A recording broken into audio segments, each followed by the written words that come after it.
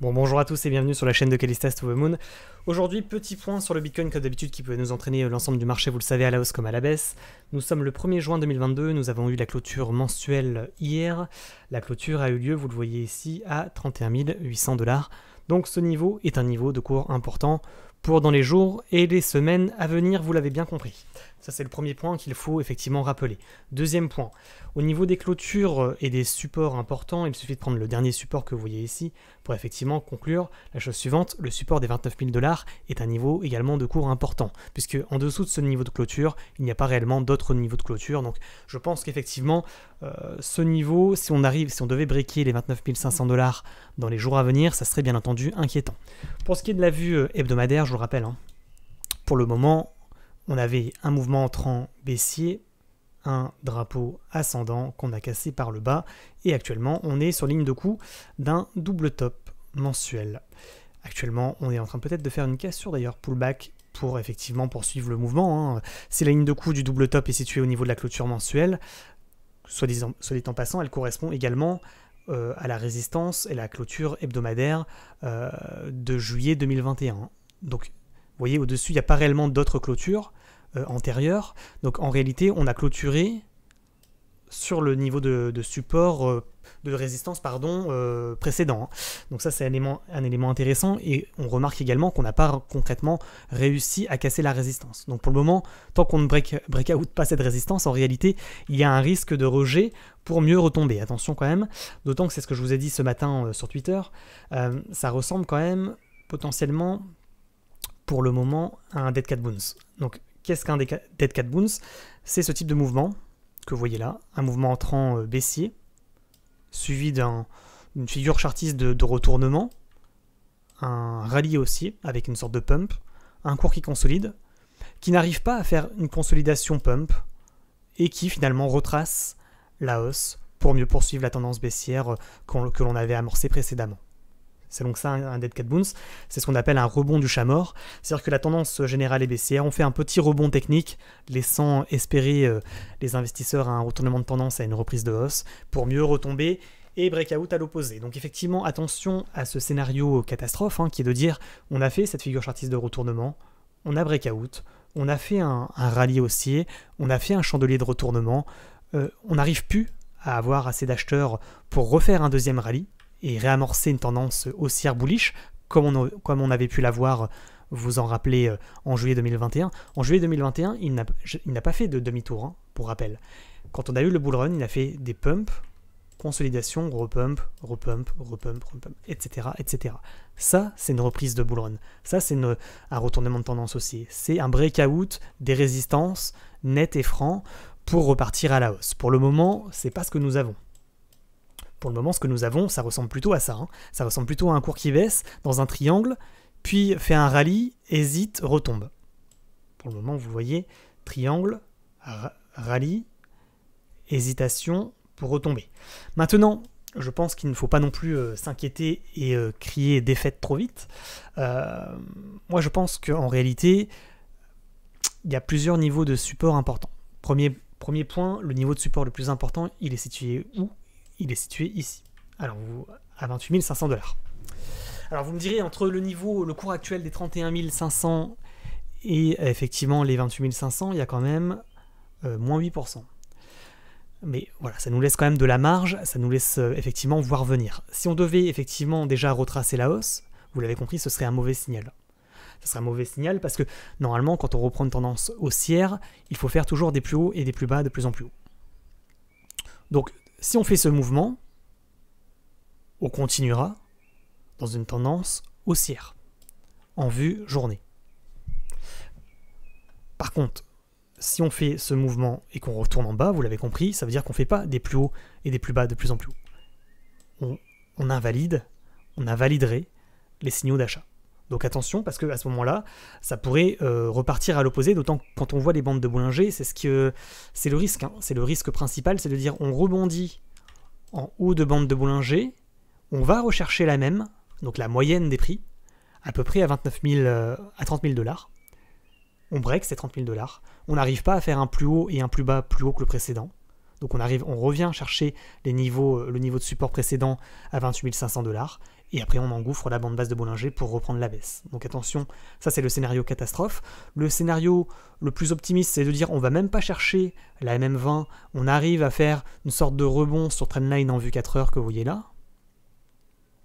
Donc avec ce niveau de résistance qui est devenu support précédent, donc le niveau est à peu près situé pour information à 30 600 $, pour mieux repartir. Et en fait, on fait ce qu'on a dit dans la dernière vidéo, avec des pumps, consolidation, et là on n'arrive pas à refaire un pump, consolidation, on fait finalement un drapeau descendant ou un biseau descendant pour mieux repartir ensuite.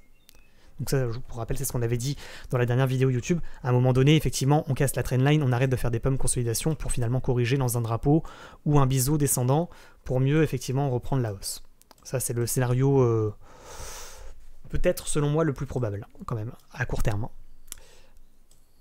Donc effectivement, là pour le moment, on voit d'ailleurs qu'on a rebondi sur MM20, donc moyenne des prix des 4 dernières heures, enfin des 20 fois 4 dernières heures, vous l'avez compris.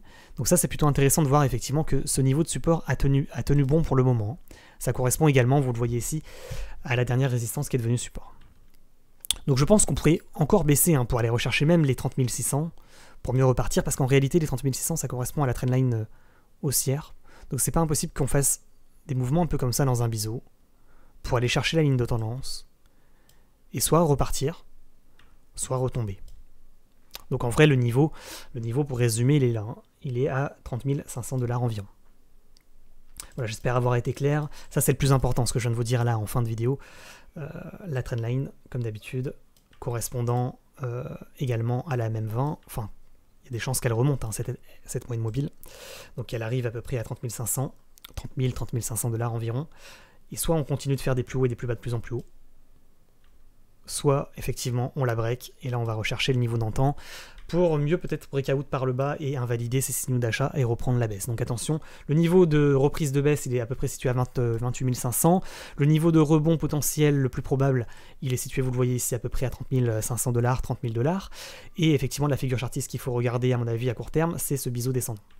Voilà pour ce qui est des informations importantes que je vais vous donner effectivement aujourd'hui. Alors la vidéo arrive un peu tard, il est 17 h, vaut mieux tard que jamais, j'ai envie de dire. Peut-être que ça permettra de rassurer peut-être certaines personnes. Et effectivement, ça vous donne également les éléments potentiellement de retournement de tendance. Vous voyez cette MM20, je répète, à peu près à 30 000 $ qui invaliderait cette reprise de hausse en vue 4 heures, même en vue journée, là, actuellement.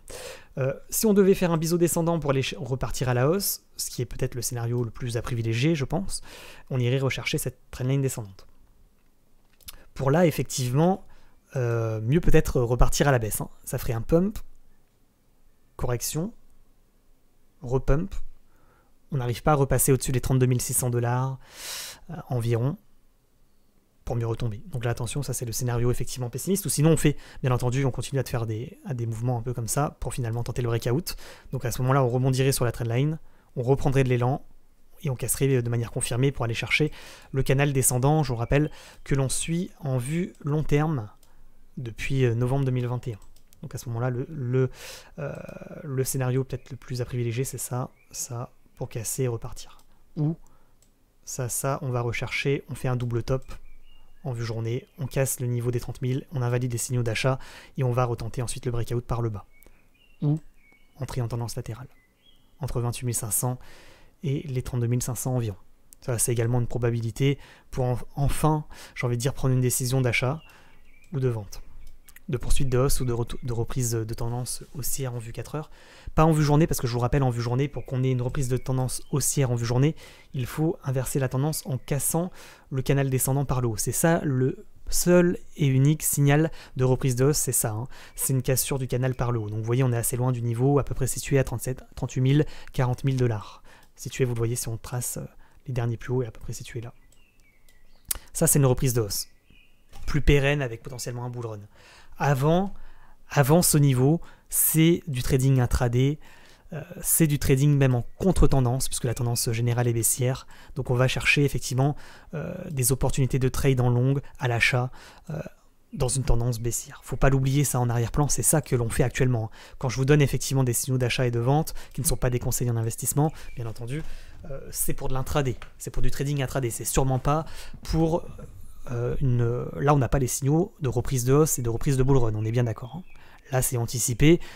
Je donne effectivement les signaux et les niveaux importants selon moi avec les stratégies de trading et les niveaux de rebond et de cassure les plus importants. Maintenant, après, soyez conscients qu'actuellement, rien n'est joué au niveau de la reprise de tendance haussière. Ça n'est pas fait. Elle n'est qu'en 4 heures, elle n'est pas en vue journée. En vue journée, il faudrait déjà repasser dans un premier temps au-dessus des 33 000 $ environ, et ensuite vraiment pour confirmer le retournement de tendance en vue semaine, il faudrait repasser au-dessus des 38 000, voire 40 000. Pour le moment, ça n'est pas le cas. Il faudrait déjà qu'on retrouve des volumes acheteurs plus importants, parce que là, pour faire des rallyes, consolidation, rallye, il faut une augmentation des volumes. Je vous rappelle que sur les baisses, les volumes étaient beaucoup plus importants. Donc attention à ce que ça ne soit pas, encore une fois, un dead cat bounce pour ensuite reprendre de l'élan et retenter ensuite la cassure du bas de range et reprendre la baisse de plus belle pour aller rechercher finalement l'objectif du bas de canal à peu près à 12 000 $.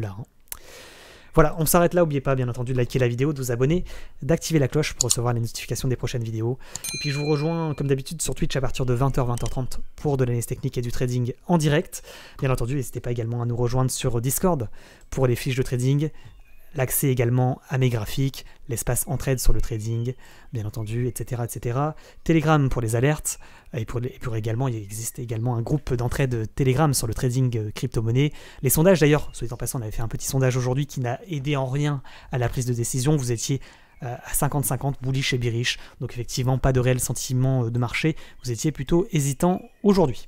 On s'arrête là, bonne journée à tous et à bientôt, ciao ciao.